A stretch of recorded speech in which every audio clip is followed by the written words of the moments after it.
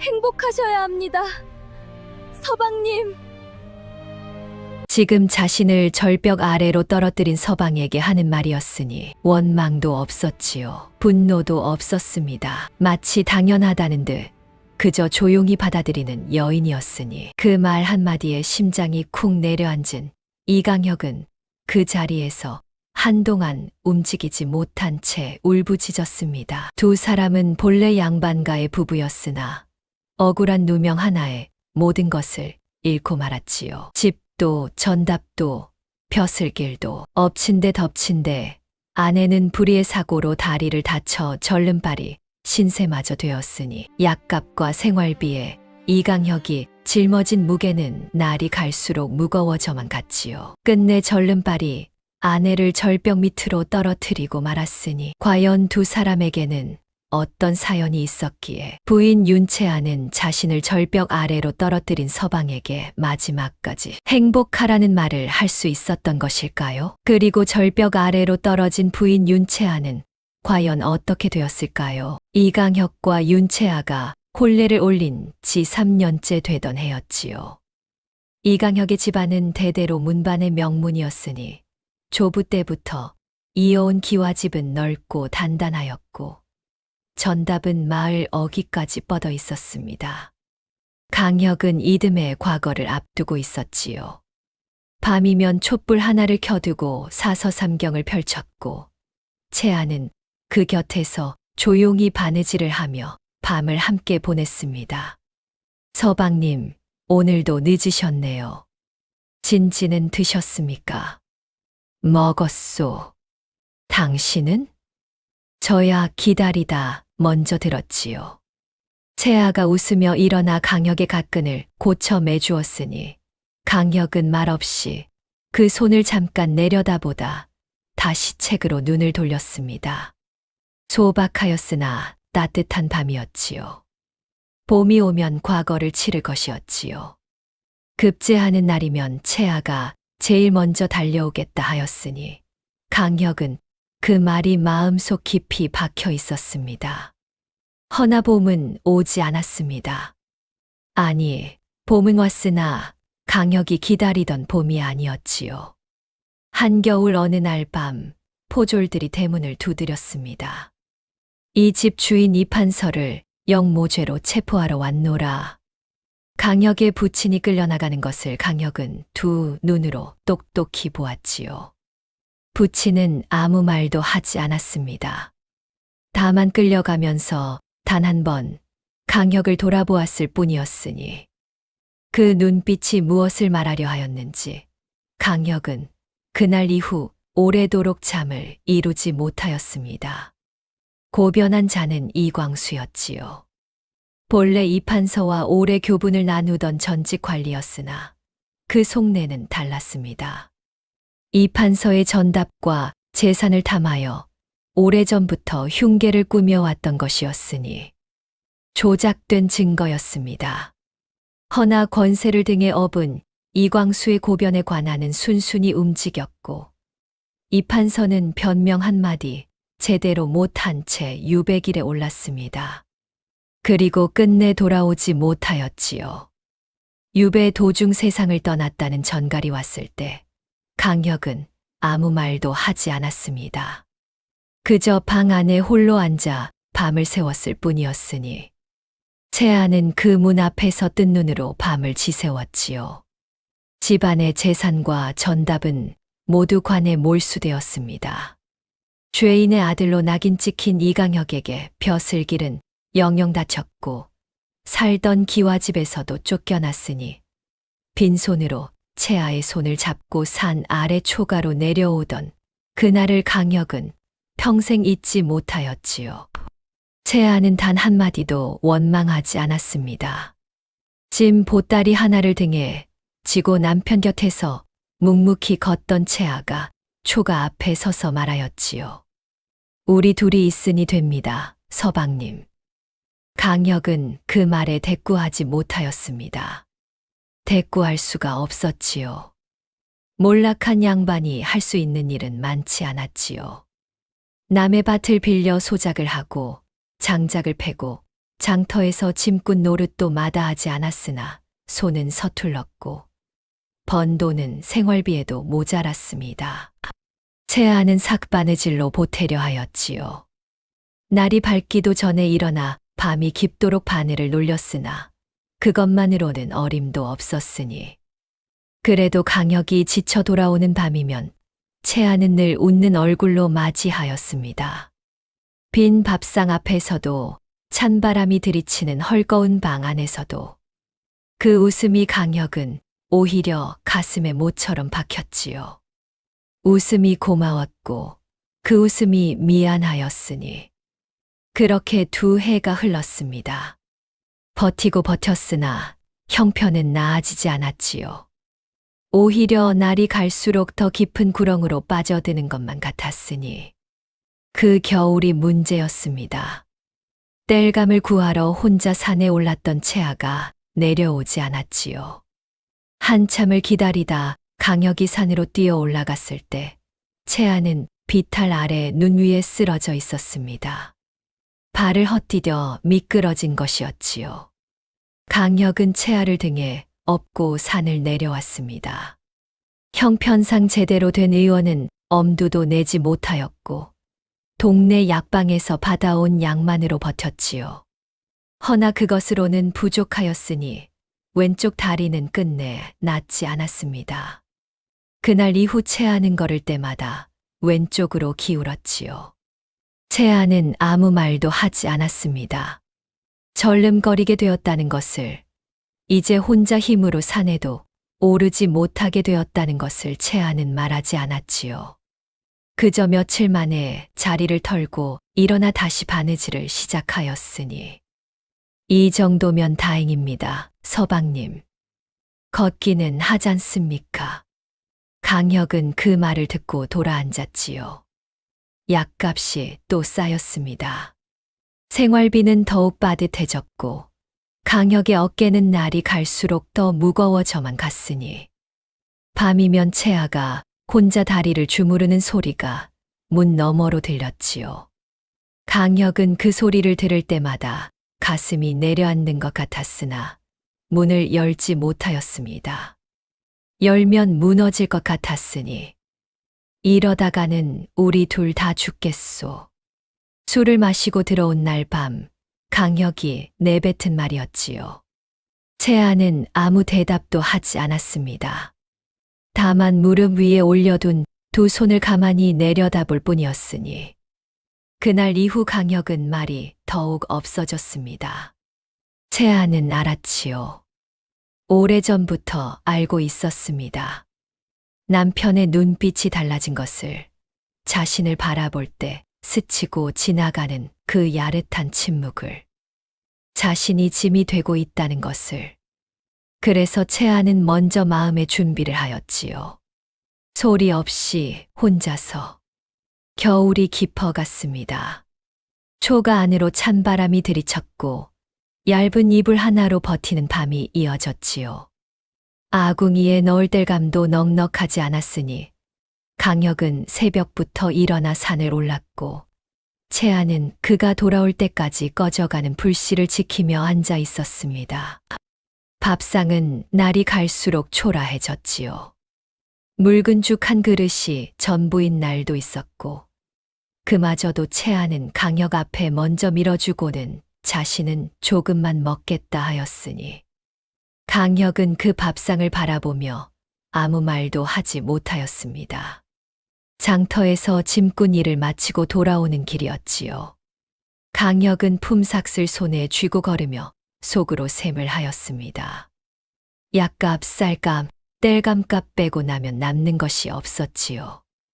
아니, 오히려 모자랐습니다. 채아의 다리는 날이 풀려도 나아지지 않았고 약방에서 받아온 약을 끊을 수도 없었으니 강혁은 걸음을 멈추고 하늘을 올려다보았습니다. 흐렸지요. 늘 흐렸습니다. 손가락으로 날들을 꼽아보았으나 어느 한 가지도 나아질 기미가 보이지 않았으니 이 생이 대체 어디로 가고 있는 것인지 강혁은 그 자리에서 한동안 움직이지 못하였지요. 집으로 돌아오니 채아가 바느질을 하고 있었지요. 손가락 끝이 터 있었습니다. 추운 날씨에 바늘을 잡느라 굳은 살이 박힌 손이었으니 강혁은 그 손을 보자마자 시선을 돌렸지요. 오늘 장터는 어떠하였습니까, 서방님? 그냥 그랬소. 채아는 더 묻지 않았습니다. 다만 바느질을 계속하면서 조용히 입을 열었지요. 이 삭바느질 다 마치면 엽전서 넌잎은 받을 수 있을 것입니다. 약값에 보태면 되겠지요. 강혁은 대꾸하지 않았습니다. 넌잎이라는 말이 귓속에서 맴돌았지요. 채아가 밤새 손가락을 찔러가며 벌어오는 넌잎이 지금 이 집안 살림의 절반이었으니 봄이 되었으나 달라진 것은 없었지요. 소작을 부탁하러 간 주인 집에서 퇴짜를 맞았습니다. 죄인의 아들이라는 말은 이미 마을 안에 퍼져 있었으니 이를 주려는 자도 상대해 주려는 자도 없었지요. 강혁은 이를 악물고 더 먼 마을까지 걸어가 일자리를 구하였습니다. 그 사이 채아는 혼자 절뚝이며 우물에서 물을 길어 날랐지요. 강혁이 그 모습을 보았을 때는 이미 물독이 가득 차 있었습니다. 혼자 하지 말랬잖소. 서방님 오시기 전에 끝내고 싶었습니다. 강혁은 채아의 손에서 두레박을 빼앗듯 가져갔지요. 채아는 빼앗기면서도 웃었습니다. 그 웃음이 강혁은 견디기 힘들었지요. 여름이 지나고 가을이 왔지요. 강혁은 그 가을 내내 입을 닫고 살았습니다. 말이 줄었고 웃음이 사라졌으며 밥을 먹다가도 멍하니 허공을 바라보는 날이 잦아졌지요. 채아는 그런 남편을 말없이 지켜보았습니다. 물어보지 않았지요. 어디 불편하냐고, 무슨 생각을 하느냐고 묻지 않았습니다. 그저 밥을 차리고 옷을 꿰매고 절뚝이며 마당을 쓸었지요. 밤이 깊으면 강혁이 잠든 것을 확인하고 나서야 채아는 다리를 주무르기 시작하였으니 소리가 나지 않도록 이를 꽉 깨물면서 그것을 강혁이 모른다고 채아는 생각하였지요. 허나 강혁은 알고 있었습니다. 처음부터 겨울이 다시 돌아왔지요. 약방에서 외상이 막혔습니다. 이미 몇 달치 약값이 밀려 있었으니 더는 줄 수 없다는 것이었지요. 강혁은 고개를 숙이고 약방 문을 나섰습니다. 손에 아무것도 들려있지 않았지요. 집으로 돌아오는 길이 그날따라 유독 길게 느껴졌습니다. 발이 무거웠고 머릿속이 비어 있었지요. 초가 앞에 도착하였을 때 채아가 문을 열고 나왔습니다. 강혁의 빈손을 보았지요. 아무 말도 하지 않았습니다. 채아.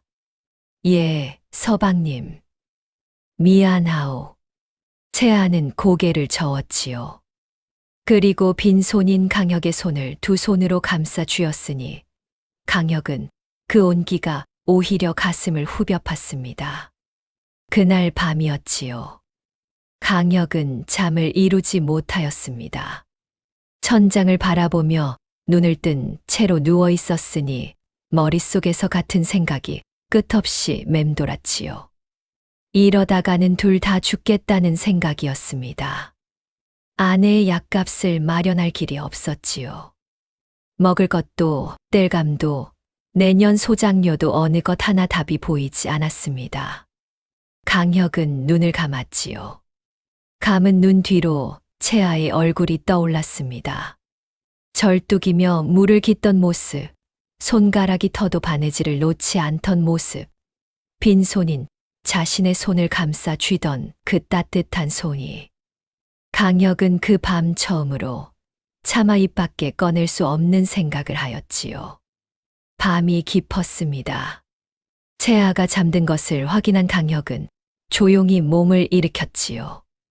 마루에 나와 앉아 산을 바라보았습니다. 어둠 속에서도 능선이 어렴풋이 보였으니 그 너머 절벽을 강혁은 생각하였지요. 약값이 석 달째 밀려 있었습니다. 쌀독은 바닥을 보인 지 오래였고 내일 끼니를 어찌 해결할지조차 막막하였지요.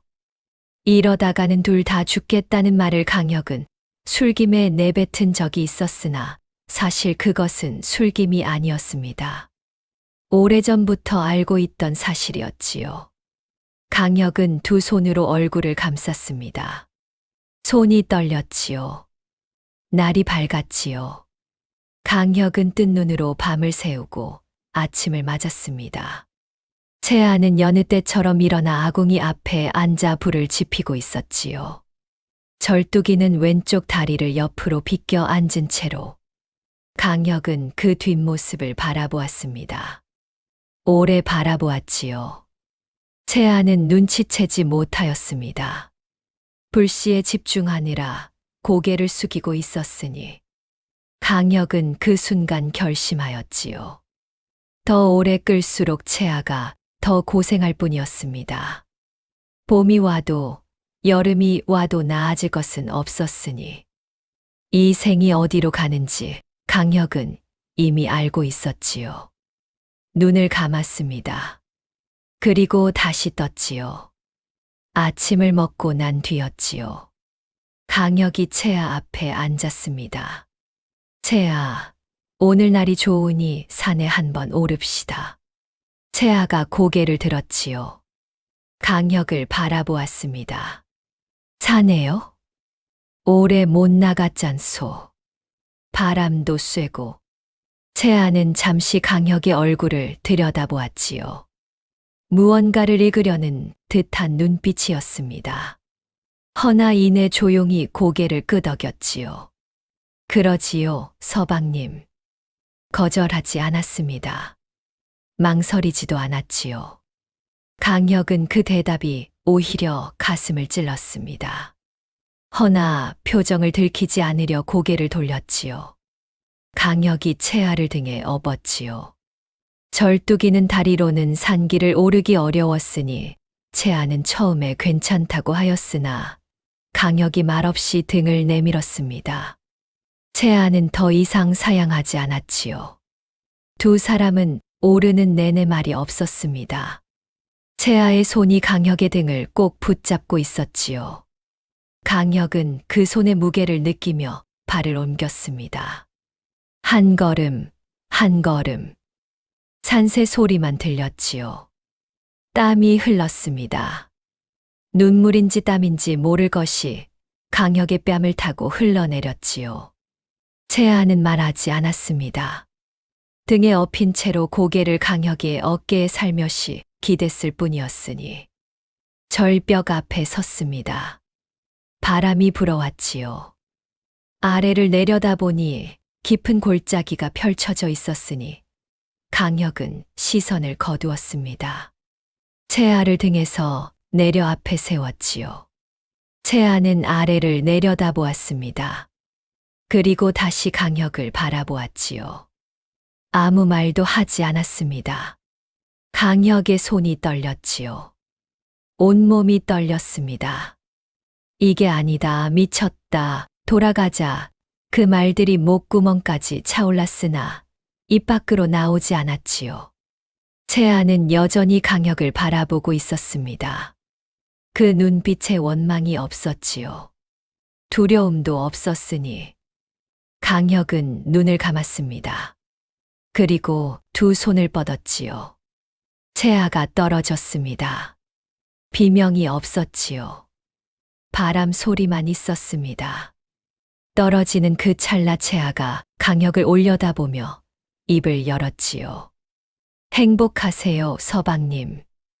그것이 전부였습니다. 원망도 없었지요. 분노도 없었으니 마치 오래전부터 준비하고 있었던 사람처럼 당연하다는 듯 조용히 받아들이는 목소리였습니다. 강혁은 그 자리에서 굳었지요. 손을 거두는 순간 깨달았습니다. 자신이 방금 세상에서 가장 잔인한 짓을 저질렀다는 것을. 강혁은 한동안 움직이지 못하였습니다. 무릎이 꺾였지요. 절벽 끝에 주저앉아 두 손으로 땅을 짚은 채 울부짖었습니다.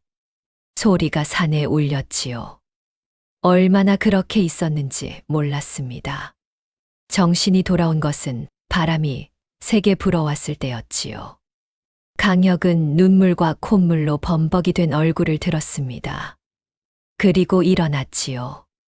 절벽 아래로 내려가야 했습니다. 어떻게 내려가는지, 길이 있는지조차 몰랐으나 그냥 내려가야 했지요. 뛰다시피 산을 돌아 내려가기 시작하였습니다. 채아가 있는 곳으로 뛰었습니다. 산길을 돌아 절벽 아래로 내려가는 길은 가팔랐지요. 발이 미끄러져 넘어졌으나 일어났습니다. 손바닥이 찢겼지요. 그래도 뛰었습니다. 숨이 턱까지 차올랐지요. 나무를 붙잡고 경사를 내려가면서 강혁은 소리쳤습니다. 채아. 대답이 없었지요. 채아, 채아. 메아리만 돌아왔습니다. 강혁은 더 빠르게 내려갔지요. 발목이 돌에 채여 휘청거렸으나 멈추지 않았습니다. 골짜기 아래에서 발견하였지요.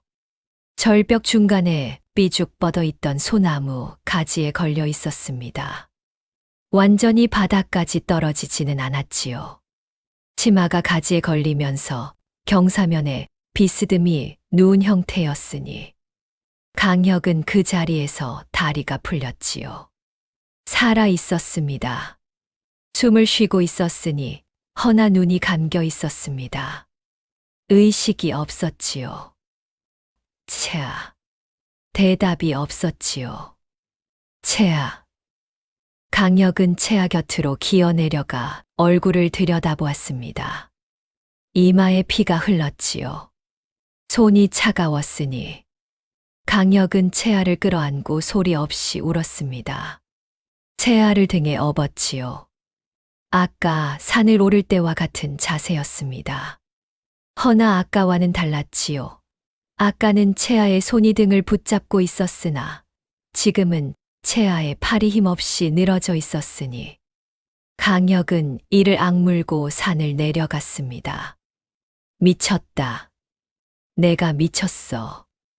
혼자 중얼거렸지요. 걸으면서 내려가면서 계속 같은 말을 반복하였습니다.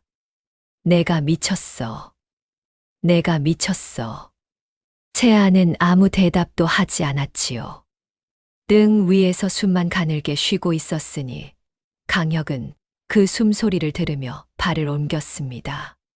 한 걸음이라도 더 빨리, 한 걸음이라도 더 빨리. 마을에 들어섰을 때 해가 기울고 있었지요. 지나가던 사람들이 멈춰 섰습니다. 수군거리는 소리가 들렸으나 강혁은 들리지 않았지요. 오직 약방만 보였습니다. 문을 발로 밀어 열었지요. 최약방 노의원이 놀라 일어섰습니다. 이게 무슨... 살려주시오. 강혁의 목소리가 갈라졌지요. 돈은 반드시 갚겠소. 목숨을 걸고 갚겠소. 제발 이 사람만 살려주시오. 채아를 등에서 내려 바닥에 눕혔습니다. 손이 떨렸지요. 최약방은 채아 곁에 무릎을 꿇고 맥을 짚었습니다. 긴 침묵이었지요. 강혁은 숨을 참았습니다. 목숨은 건질 수 있겠소.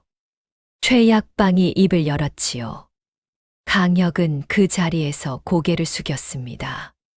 이마가 바닥에 닿았지요. 고맙소. 고맙습니다. 목소리가 나오지 않았습니다. 입 모양만 움직였지요. 최약방은 채아를 안으로 들이며 강혁을 돌아보았습니다. 대체 무슨 일이오? 이 부인이 어찌 이런 상태가 된 것이오? 강혁은 대답하지 못하였지요. 입술을 깨물었습니다. 산에서 미끄러졌소. 최약방은 더 묻지 않았지요. 다만 강혁을 한 번 바라보았습니다. 그 눈빛이 모든 것을 알고 있는 것 같았지요. 허나 노 의원은 아무 말 없이 안으로 들어갔습니다. 약방 마루 앞에 밤새 꿇어 앉아 있었지요. 아무도 오지 않았습니다. 아무도 말을 걸지 않았지요. 강혁은 그 자리에서 움직이지 않았습니다. 안에서 최약방이 움직이는 소리가 들렸지요. 약 다리는 냄새가 났습니다. 강혁은 그 냄새를 맡으며 눈을 감았지요. 채아의 얼굴이 떠올랐습니다. 떨어지던 그 순간의 얼굴이었지요. 두렵지도 않고 원망하지도 않고 오히려 고요하였던 그 눈빛이, 그리고 입술이 열리던 그 찰나가. 행복하세요, 서방님. 강혁은 손으로 눈을 가렸지요. 소리를 죽이며 울었습니다. 밤이 깊도록. 날이 밝았지요. 최약방이 문을 열고 나왔습니다. 강혁은 그 자리에서 고개를 들었지요. 밤새 꿇어 앉아 있었으니 다리에 감각이 없었으나 그런 것은 느껴지지 않았습니다. 고비는 넘겼소. 허나 의식을 되찾는데 시간이 걸릴 것이오. 얼마나요? 모르오. 하루가 될 수도, 한 달이 될 수도. 강혁은 고개를 끄덕였지요. 채아가 의식을 되찾기 전까지 자신이 할 수 있는 일이 하나 있었습니다. 오직 하나뿐이었지요. 억울한 누명을 벗는 것이었습니다. 그것만이 채아에게 해줄 수 있는 마지막 속죄였으니 강혁은 일어섰습니다. 다리가 저렸지요. 그래도 걸었습니다. 박진호를 찾아야 했습니다. 부친이 살아계실 때 오래 교분을 나누던 전직 사관이었지요. 영모의 고변이 조작이었다는 것을 알고 있는 유일한 사람이었으니 강혁은 그 이름을 오래전부터 기억하고 있었습니다. 허나 찾지 않았지요. 찾아봤자 소용없다고 생각하였으니 권세를 잃은 자가 권세 앞에서 무엇을 할 수 있겠냐고 그렇게 스스로를 설득하며 포기하고 살았던 것이었습니다. 채아가 절벽 아래로 떨어지기 전까지는 강혁은 이를 악물었지요. 낙향하여 어딘가에 은거 중이라는 것만 알고 있었으니 수소문부터 시작해야 하였습니다. 수소문하는 일이 쉽지 않았지요. 아는 이가 없었습니다. 몰락한 양반이 찾아와 전직 사관의 행방을 묻는다 하니 선뜻 대답해 주는 자가 없었지요. 문전박대를 당한 것이 한두 번이 아니었으니 장터에서 주막에서 지나는 나그네에게도 물었습니다. 며칠이 지났지요. 발바닥에 물집이 잡혔습니다. 끼니도 제대로 챙기지 못하였으니 얼굴이 더욱 야위어 갔지요. 허나 강혁은 멈추지 않았습니다. 채아가 약방에 누워있는 동안 자신이 쉬고 있을 수는 없었지요. 그것만 생각하였습니다. 박진호를 찾은 것은 열흘째 되던 날이었지요. 깊은 산골 마을이었습니다. 낡은 초가에 혼자 살고 있었으니 강혁이 문 앞에 섰을 때 박진호는 마당에서 붓을 씻고 있었지요. 강혁을 보자 손이 멈췄습니다. 이판서의 아들이로구나. 예. 박진호의 얼굴에 복잡한 빛이 스쳤지요. 한동안 강혁을 바라보다가 천천히 입을 열었습니다. 들어오너라. 목소리가 낮았지요. 반기는 기색은 없었으나 그렇다고 돌려보내지도 않았으니 강혁은 조용히 따라 들어갔습니다. 마주 앉았지요. 차도 없었습니다. 그냥 마주 앉았지요. 박진호는 오래 말이 없었습니다. 강혁이 먼저 입을 열었지요. 이광수의 고변이 조작이었다는 것을 알고 계시지요. 박진호의 눈이 흔들렸습니다. 부인하지 않았지요. 알고 있다. 그런데 왜 입을 닫고 계셨습니까? 긴 침묵이었지요. 박진호는 무릎 위에 올린 두 손을 내려다보았습니다. 무서웠다. 작은 목소리였지요. 강혁은 그 말을 듣고 아무것도 말하지 않았습니다. 분노가 치밀었으나 삼켰지요. 지금 이 사람의 분노를 살 때가 아니었으니. 저는 지금 아내가 죽어가고 있습니다. 박진호가 고개를 들었지요. 제발 부탁드립니다. 박진호는 오래 앉아 있었지요. 아무 말도 하지 않았습니다. 강혁도 재촉하지 않았지요.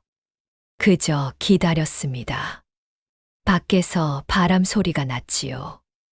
나뭇가지가 흔들리는 소리였습니다. 한참 만에 박진호가 일어섰지요. 안으로 들어가 무언가를 들고 나왔습니다.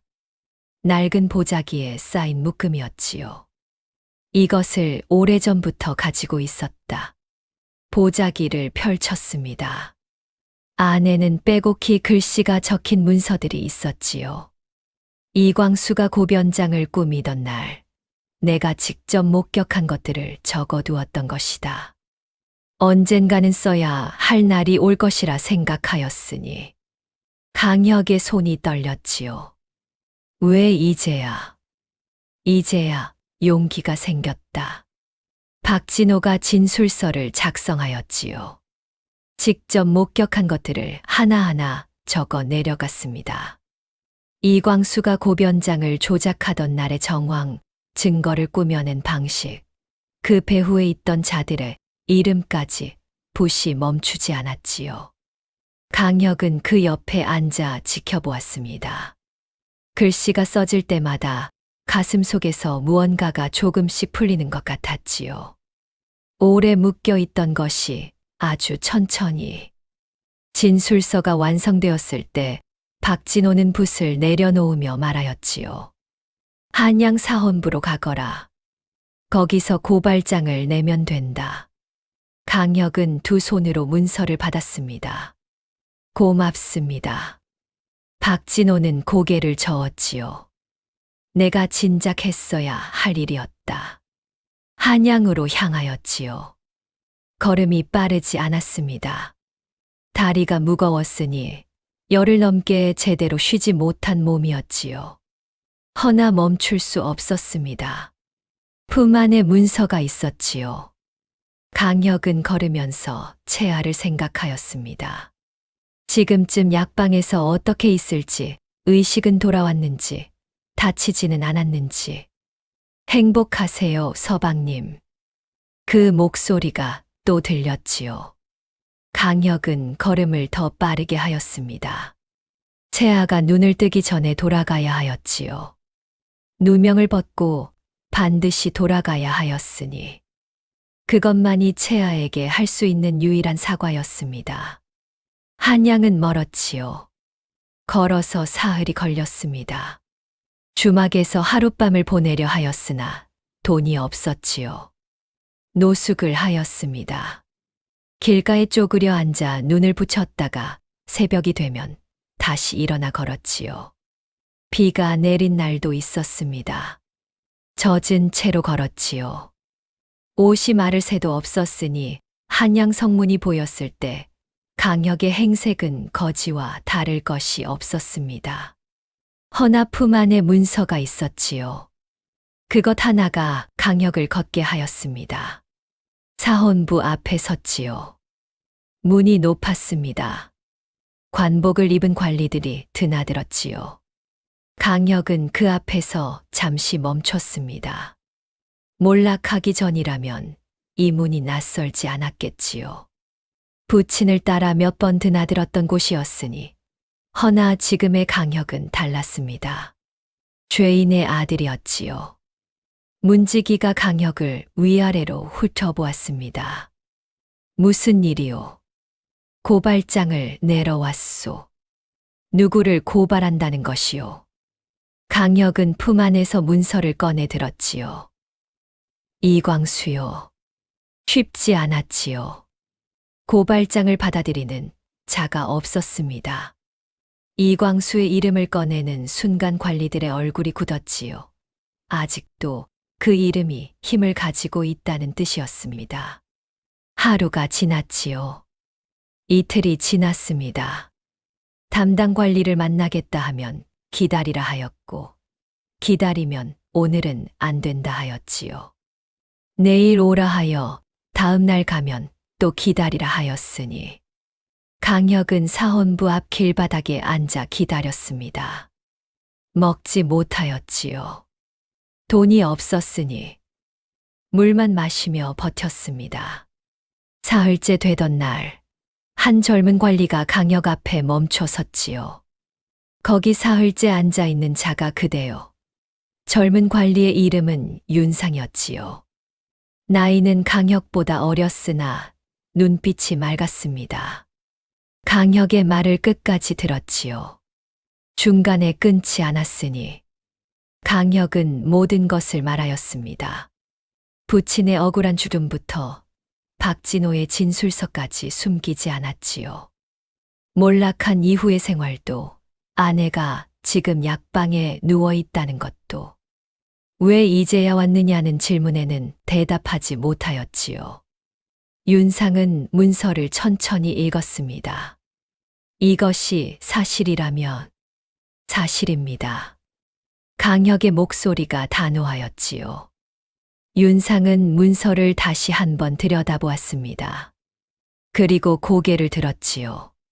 기다리시오. 열흘이 걸렸지요. 윤상이 움직였습니다.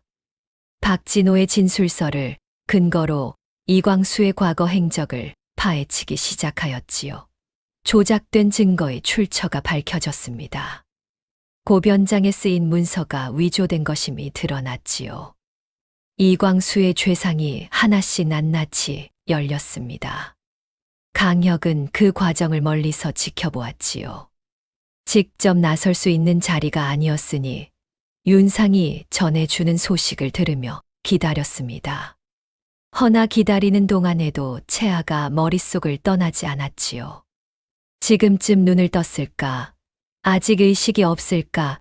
최약방이 돈은 나중에 갚아도 된다 하였으나 채아 혼자 낯선 약방에 누워있을 것을 생각하면 가슴이 내려앉았습니다. 이광수가 끌려갔지요. 포졸들이 그의 집 대문을 두드렸습니다. 강혁의 부친에게 그랬던 것처럼 이번에는 이광수가 끌려 나왔지요. 강혁은 그 장면을 멀찍이 서서 지켜보았습니다. 분노가 치밀 것이라 생각하였지요. 통쾌할 것이라 생각하였습니다. 허나 막상 그 광경을 보았을 때 강혁의 가슴 속에는 아무것도 없었지요. 텅 비어 있었습니다. 부친이 살아 돌아오는 것이 아니었지요. 잃어버린 세월이 돌아오는 것도 아니었으니 그저 늦은 것이었습니다. 모든 것이 너무 늦었지요. 채아가 생각났습니다. 강혁은 그 자리에서 돌아섰지요. 복권 문서를 받은 것은 그로부터 며칠 뒤였지요. 이강혁 집안의 영모 누명이 공식적으로 씻겼습니다. 부친의 명예가 회복되었고 몰수되었던 전답의 일부도 돌려받게 되었지요. 강혁은 문서를 두 손으로 받아들었습니다. 한참을 내려다보았지요. 아무 말도 나오지 않았습니다. 윤상이 옆에서 말하였지요. 수고 많으셨소. 강혁은 고개를 들었습니다. 그리고 처음으로 아주 작게 웃었지요. 채아에게 가야 하였습니다. 지금 당장. 강혁은 복권 문서를 품 안에 깊이 넣고 한양을 빠져나왔지요. 발이 저절로 빨라졌습니다. 달렸습니다. 한양을 벗어나자마자 걸음이 뛰는 걸음이 되었지요. 다리가 무거웠으나 멈출 수가 없었습니다. 사흘 걸리던 길을 이틀 만에 줄이려 하였지요. 자다가도 깼습니다. 길가에 쪼그려 눈을 붙이다가 채아의 얼굴이 떠오르면 그냥 일어났지요. 눈이 떠지지 않아도 일어났습니다. 걷는 것이 누워있는 것보다 나았으니. 품 안에 복권 문서가 구겨질까봐 자는 동안에도 손을 가슴에 얹고 있었지요. 채아가 눈을 떴을까 하는 생각이 한시도 머릿속을 떠나지 않았습니다. 마을이 보였지요. 약방 굴뚝에서 연기가 오르고 있었습니다. 최약방이 새벽부터 일어나 약을 다리고 있다는 뜻이었지요. 강혁은 숨을 몰아쉬며 약방 앞에 섰습니다. 문을 두드렸지요. 최약방이 문을 열었습니다. 강혁의 얼굴을 보더니 아무 말 없이 옆으로 비켜섰지요. 아직입니다. 강혁의 발이 멈췄습니다. 의식이 아직. 예. 허나 상태는 나아지고 있으니 기다리시오. 강혁은 고개를 끄덕였지요. 그리고 채아가 누워있는 방 앞에 가서 조용히 앉았습니다. 문을 열지 않았지요. 그냥 앉아 있었습니다. 하루가 지났지요. 강혁은 그 자리를 거의 떠나지 않았습니다. 최약방이 밥을 가져다 주면 먹었고 그것 말고는 그냥 앉아 있었지요. 문 너머에서 가끔 소리가 났습니다. 최약방이 약을 갈아주는 소리, 채아의 숨소리. 강혁은 그 소리들을 들으며 눈을 감았지요. 밤이 깊으면 문에 이마를 대고 낮은 목소리로 말하였습니다. 채아. 대답이 없었지요. 내가 미쳤었소. 잠깐 미쳤었던 것이요. 그러니 목이 막혔지요. 강혁은 이마를 문에 댄 채로 한동안 아무 말도 하지 못하였습니다. 눈을 떠주오. 제발. 이틀째 되던 날 오후였지요. 최약방이 방에서 나오더니 강혁을 불렀습니다. 들어오시오. 강혁이 문을 열었지요. 채아가 누워 있었습니다. 눈은 여전히 감겨 있었지요. 허나 안색이 조금 달라 보였습니다. 핏기가 아주 조금 돌아와 있었지요. 강혁은 채아 곁에 무릎을 꿇고 앉았습니다. 손을 잡았지요. 차가웠으나 아까보다는 따뜻하였습니다. 채아. 눈꺼풀이 미세하게 떨렸지요. 강혁은 그것을 보았습니다. 숨을 참았지요. 채아. 눈이 열렸지요. 아주 천천히 힘겹게 채아의 눈꺼풀이 올라왔습니다. 처음에는 초점이 없었지요. 천장을 보다가 옆을 보다가 그러다 강혁의 얼굴에 닿았습니다. 오래 바라보았지요. 강혁도 아무 말을 하지 못하였습니다. 채아의 손을 쥔 채로 그냥 있었지요. 채아의 입술이 움직였습니다. 소리가 나지 않았지요. 강혁은 가까이 귀를 댔습니다. 서방님. 그 한마디였지요. 강혁은 고개를 숙였습니다. 채아의 손 위에 이마를 댔지요. 어깨가 떨렸습니다. 소리 없이 오래. 한참 만에 고개를 들었지요. 눈이 퉁퉁 부어 있었습니다.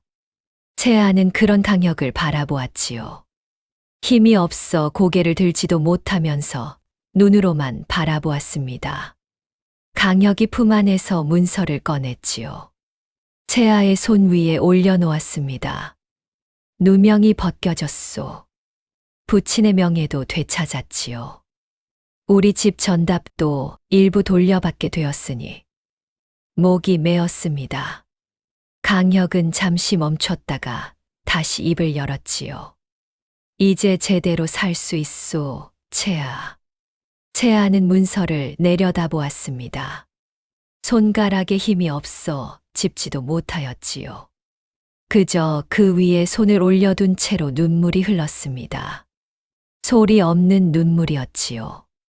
강혁이 입을 열었습니다. 미안하오, 부인. 오래 하고 싶었던 말이었지요. 허나 막상 내뱉고 나니 너무 작은 말이었습니다. 그 말 하나로는 도저히 다 담을 수 없는 것들이 있었지요. 채아는 고개를 저었습니다. 천천히 힘겹게 알고 있었습니다. 강혁의 눈이 흔들렸지요. 서방님이 잠깐 미치셨던 것이라는 것도. 채아의 입가에 아주 작은 웃음이 번졌습니다. 힘없는 웃음이었지요. 허나 분명히 웃음이었으니 강혁은 그 웃음을 보고 다시 고개를 숙였습니다. 이번에는 소리가 났지요. 채아가 깨어난 다음 날이었지요. 강혁은 밤새 채아 곁을 지켰습니다. 눕지 않았지요. 채아가 잠들면 숨소리를 들으며 앉아 있었고, 채아가 눈을 뜨면 물을 떠다 주었습니다. 최약방이 새벽에 들어와 채아의 맥을 짚었지요. 회복이 되고 있소. 허나 몸을 함부로 움직이면 안 됩니다. 한동안은 누워 계셔야 하오. 채아는 고개를 끄덕였지요. 강혁은 그 옆에서 아무 말도 하지 않았습니다. 그저 채아의 손을 잡고 있었지요. 채아도 더 말하지 않았으니 두 사람은 그렇게 조용히 아침을 맞이하였습니다. 채아가 처음으로 말을 이었지요. 최약방이 나간 뒤였습니다. 방 안에 두 사람만 남았을 때 채아가 천천히 입을 열었지요. 서방님, 말해보. 누명이 벗겨졌다고 하셨지요. 그렇소. 채아는 잠시 천장을 바라보았습니다. 눈이 촉촉하였지요. 허나 울지 않았습니다. 아버님이 아셨으면 좋았을 텐데. 강혁은 대답하지 못하였지요. 그 말이 가슴 깊은 곳을 찔렀습니다. 채아는 계속하였지요. 그래도 늦지 않았습니다, 서방님. 이제부터라도 잘 살면 되지요. 강혁은 채아의 손을 더 꽉 쥐었습니다. 아무 말도 나오지 않았지요. 며칠이 흘렀지요. 채아는 조금씩 회복되었습니다. 처음에는 몸을 일으키는 것조차 힘들었으나 사흘이 지나자 등을 기대고 앉을 수 있게 되었지요. 강혁은 그 모습을 보며 조금씩 숨을 쉬었습니다. 허나 마음 한켠이 내내 무거웠지요. 채아가 자신을 용서하였다는 것을 알았습니다. 그 웃음이, 그 말들이 다 용서라는 것을 알았지요. 허나 강혁은 스스로를 용서할 수가 없었습니다. 밤이면 채아가 잠든 뒤 마루에 나와 앉았지요. 하늘을 올려다보다가 손을 내려다보다가 그 손이 채아의 등을 밀었던 손이라는 것을 생각하면 거두고 싶었습니다. 열흘이 지났지요. 채아가 처음으로 방 밖으로 나왔습니다. 강혁이 부축하였지요. 절뚝이는 왼쪽 다리는 여전하였으나 그래도 걸었습니다. 약방 마당까지 나와 햇볕을 쬐었지요. 채아는 눈을 가늘게 뜨며 하늘을 올려다보았습니다. 따뜻하네요. 강혁은 채아 옆에 서서 같은 하늘을 올려다보았지요. 채아가 말하는 따뜻함이 느껴지지 않았습니다. 허나 모른 척하고 고개를 끄덕였지요. 채아가 강혁을 올려다보았습니다. 서방님도 좀 쉬셔야지요. 얼굴이 많이 상하셨습니다. 강혁은 웃으려 하였지요. 잘 되지 않았습니다. 약방 신세를 더 질 수 없었지요. 최약방에게 진 빚이 이미 적지 않았습니다. 강혁은 복권으로 돌려받은 전답 일부를 처리하는 대로 반드시 갚겠다 하였지요. 최약방은 손을 저었습니다. 빚 얘기는 나중에 하시오. 지금은 부인을 잘 데려가시오. 강혁은 고개를 숙였지요. 짐을 꾸렸습니다. 짐이라 해봐야 얼마 되지 않았지요. 채아의 온몇가지와 약 보따리가 전부였으니. 떠나기 전 강혁은 최약방 앞에 무릎을 꿇었습니다. 살려주셔서 고맙습니다. 최약방은 강혁을 일으켜 세우며 낮게 말하였지요. 잘 사시오. 그것으로 충분하오. 돌아가는 길이었지요. 강혁이 채아를 등에 업었습니다. 채아는 사양하려 하였지요. 걸을 수 있습니다, 서방님. 압니다.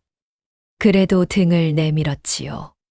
채아는 잠시 강혁의 얼굴을 보다가 말없이 등에 올랐습니다. 걸으면서 아무 말도 하지 않았지요. 산길을 지날 때였습니다. 능선이 보였지요. 그 너머에 절벽이 있다는 것을 두 사람 모두 알았으니 강혁의 걸음이 잠깐 느려졌습니다. 채아가 느꼈지요. 등에서 강혁의 어깨가 굳는 것을. 서방님. 예. 앞만 보고 가시지요. 강혁은 고개를 끄덕였습니다. 다시 걸었지요. 초가로 돌아왔지요. 오래 비워둔 집이었습니다. 먼지가 쌓여 있었고 아궁이는 차갑게 식어 있었지요. 강혁이 채아를 방에 눕혔습니다. 그리고 아궁이에 불을 지폈지요. 오랜만에 지피는 불이었으니 처음에는 잘 붙지 않았습니다. 몇 번을 불어야 했지요. 채아는 방 안에서 그 소리를 들었습니다. 후후 하고 불을 부는 소리가. 그 소리가 이상하게 가슴을 따뜻하게 하였지요. 불이 붙었습니다. 강혁이 방으로 들어왔지요. 채아와 눈이 마주쳤습니다. 한참을 말이 없었지요. 그러다 채아가 먼저 웃었습니다. 이번에는 힘없는 웃음이 아니었지요.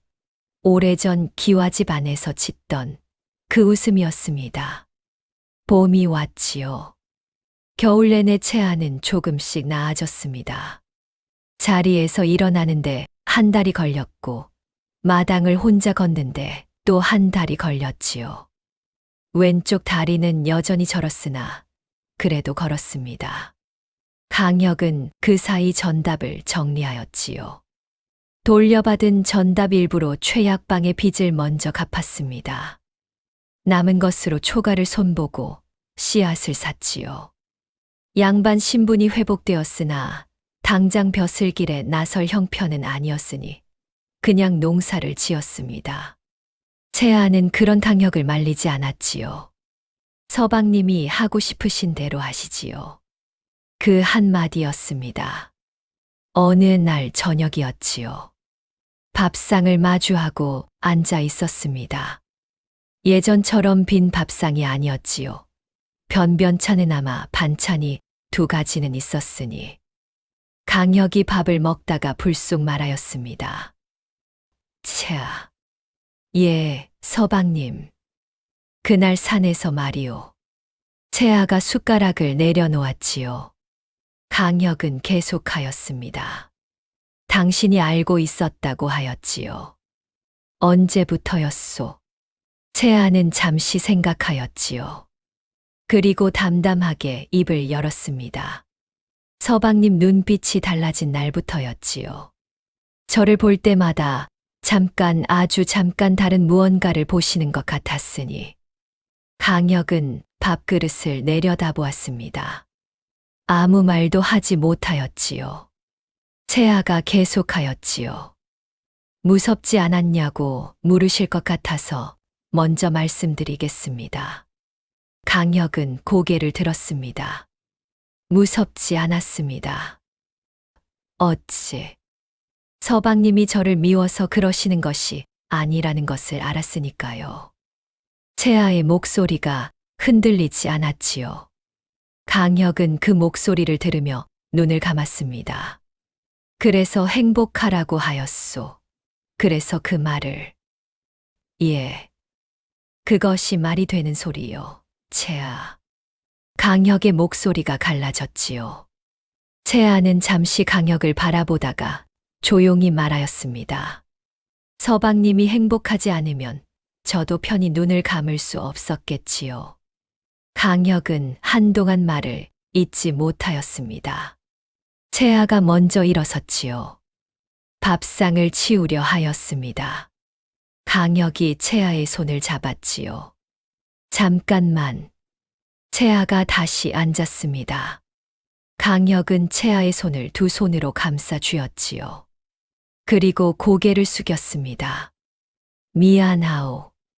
이전에도 한 말이었지요. 허나 이번에는 달랐습니다.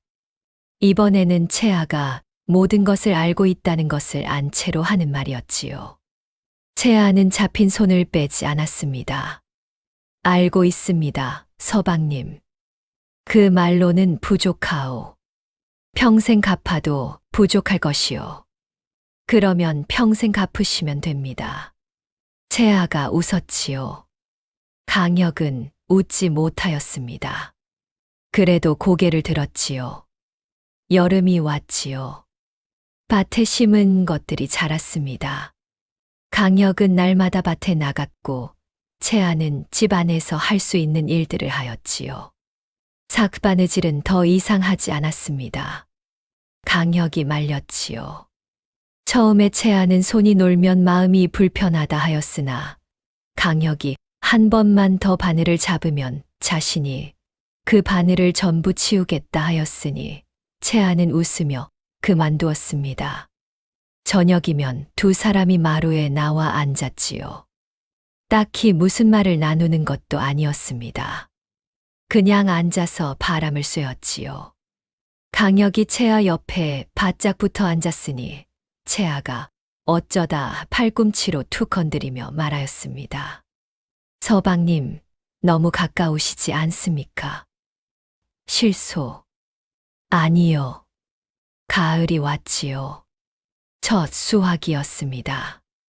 많지 않았으나 있었지요. 강혁이 직접 거둔 것이었으니. 강혁은 수확한 것 중 일부를 따로 챙겼습니다. 채아가 물었지요. 어디 가십니까? 잠깐만. 강혁은 산으로 올라갔습니다. 멀지 않은 곳에 작은 비석 하나를 세워두었지요. 부친의 것이었습니다. 유배지에서 돌아가셨으니 묘도 제대로 쓰지 못하였던 것이었지요. 수확한 것을 비석 앞에 올려두었습니다. 강혁은 한동안 말이 없었지요. 바람이 불었습니다. 나무잎이 흔들렸지요. 아버지, 이제 다 됐습니다. 그것뿐이었지요. 그 말 하나가 전부였습니다. 산을 내려왔을 때 채아가 마당에 나와 있었지요. 강혁을 보더니 아무 말도 하지 않았습니다. 다가와서 강혁의 옷깃에 묻은 흙을 털어주었지요. 강혁은 그냥 서 있었습니다. 채아가 옷깃을 다 털고 나서 고개를 들었지요. 두 사람의 눈이 마주쳤습니다. 가시지요, 서방님. 어디요? 집에요. 강혁은 채아의 손을 잡았지요. 채아도 잡았습니다. 두 사람은 나란히 걸었지요. 채아는 여전히 절었으나 강혁의 손을 잡고 걷는 발걸음이 어느 때보다 가벼워 보였습니다. 초가 문이 열렸지요. 안에서 따뜻한 빛이 새어 나왔습니다. 겨울이 다시 왔지요. 작년 이맘때와는 달랐습니다. 아궁이의 땔감이 넉넉하였고 쌀독이 비지 않았지요. 채아의 약도 제때 챙길 수 있었으니 작은 것들이었으나 강혁은 그 작은 것들 하나하나가 감사하였습니다. 채아는 겨울 내내 바느질을 하였지요. 삭바느질이 아니었습니다. 강혁의 옷을 꿰매는 것이었지요. 해진 곳을 기우고 낡은 곳을 덧대고. 강혁이 말렸으나 채아는 웃으며 대꾸하였습니다. 손이 놀면 마음이 불편하다 하지 않았습니까? 강혁은 더 말하지 못하였지요. 눈이 많이 내린 날이었습니다. 강혁이 마당을 쓸다가 문득 멈췄지요. 작년 이 계절을 떠올렸습니다. 약값이 밀리고 쌀독이 바닥나고 아내를 등에 업고 산을 오르던 그날을. 손이 잠깐 떨렸지요. 채아가 문을 열고 나왔습니다. 서방님, 들어오셔서 따뜻하게 계시지요. 눈은 그치고 나서 쓸면 되지 않습니까? 강혁은 채아를 보았지요. 채아는 문설주를 잡고 서 있었습니다. 절뚝이는 다리로 그래도 단단하게. 채아. 예. 고맙소. 채아는 고개를 갸웃하였지요. 눈 쓸겠다는데 고맙다 하시면 어떡합니까? 강혁은 그제야 웃었습니다. 봄이 되었지요. 윤상에게서 연통이 왔습니다. 과거 시험이 열린다는 것이었지요. 응시해보지 않겠냐는 말도 덧붙여 있었습니다. 강혁은 그 편지를 오래 들여다보았지요. 채아가 옆에서 보았습니다. 응시하시지요, 서방님. 나이가 있소. 아직 30이시지 않습니까? 한동안 책을 놓았소. 채아가 강혁의 손에서 편지를 가만히 가져갔지요. 그리고 반듯하게 접어 강혁의 손에 다시 쥐어 주었습니다. 서방님이 밤마다 책 읽는 소리 들었습니다. 저만 모르는 줄 아셨습니까? 강혁은 채아를 바라보았지요. 채아는 웃고 있었습니다. 강혁이 응시하였지요. 채아는 강혁이 떠나는 날 아침 일찍 일어났습니다. 밥을 지었지요. 평소보다 반찬이 하나 더 있었습니다. 강혁이 밥상을 보더니 말하였지요. 괜히 무리하셨소. 무리는요. 어제 미리 해둔 겁니다. 강혁은 밥을 먹었습니다. 채아는 옆에서 밥을 먹는 척하면서 자꾸 강혁의 얼굴을 보았지요. 강혁이 눈치챘습니다. 왜 자꾸 보? 잘생기셔서요. 강혁이 숟가락을 내려놓았지요. 채아는 크게 웃었습니다. 강혁은 채아의 그 웃음소리를 들으면서 생각하였지요. 이 웃음소리를 듣기 위해서라면 무엇이든 할 수 있겠다고. 떠나기 전 강혁은 채아 앞에 섰습니다. 채아가 가끈을 고쳐 매주었지요. 혼례 후 3년째 되던 해 밤에 그랬던 것처럼 똑같은 손길이었습니다. 강혁은 그 손이 움직이는 것을 바라보았지요. 예전에는 당연하게 받아들였던 것이었습니다. 허나 지금은 달랐지요. 이 손이 차가운 절벽 아래에서 힘없이 늘어져 있던 손이라는 것을 알았으니 채아가 가끈을 다 메고 고개를 들었지요. 다녀오십시오, 서방님. 있소. 채아가 눈을 깜빡였습니다. 전에 당신이 한 말이 있었지요. 급제하는 날 제일 먼저 달려오겠다고. 채아의 눈이 커졌지요. 기억하고 있소. 기억합니다. 기다리고 있으시오. 강혁이 급제하였지요. 장원은 아니었습니다. 허나 급제였지요. 이강혁이라는 이름이 방목에 올랐으니 몰락한 양반의 아들이 죄인의 아들이라 불렸던 사람이 윤상이 가장 먼저 달려와 손을 잡았지요. 강혁은 방목에 적힌 자신의 이름을 한참 들여다보았습니다. 아무 말도 하지 않았지요. 아버지 생각이 났습니다. 이 이름이 아버지의 이름이기도 하다는 것을, 이강혁이라는 이름이 다시 세상에 서게 된 것이라는 것을. 강혁은 방목에서 눈을 떼었지요. 채아에게 가야 하였습니다. 지금 당장. 채아는 마당에 있었지요. 강혁이 달려왔을 때 채아는 마당가에 앉아 햇볕을 쬐고 있었습니다. 뭔가를 꿰매고 있었지요. 발소리가 들리자 고개를 들었습니다. 강혁이 마당 앞에 서 있었지요. 숨이 가빴습니다. 한달음에 달려온 것이었지요. 채아는 그 얼굴을 보는 순간 알았습니다. 서방님. 강혁이 채아 앞에 무릎을 꿇었지요. 채아가 놀라 일어서려 하였으나 강혁이 채아의 두 손을 잡았습니다. 약속 지켰소. 채아의 눈에서 눈물이 흘렀지요. 소리가 없었습니다. 그냥 흘렀지요. 강혁도 울었습니다. 두 사람이 마당가에 마주 앉아 본 볕 아래서 한동안 그렇게 있었지요. 이 두 사람에게는 아무 말도 필요하지 않았으니 오늘 들려드릴 이야기는 여기서 마칩니다. 이 이야기는 재밌으셨나요? 시청해 주신 여러분께 행복한 하루가 될 수 있도록 항상 최선을 다하겠습니다. 끝까지 시청해 주셔서 진심으로 감사드립니다.